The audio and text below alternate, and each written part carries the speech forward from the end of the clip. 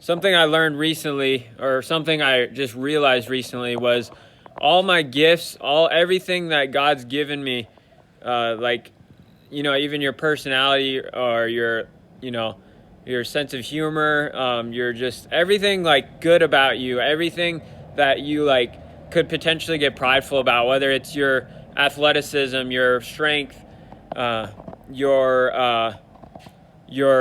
kindness, whether it's your joy, whatever you could potentially be prideful about. I realized, I was like, wait, that's just a gift from God. Why? Or your looks, even, that's just a gift from God. Why would I be tempted to be prideful when it's just a gift that God's given me? You know what I mean?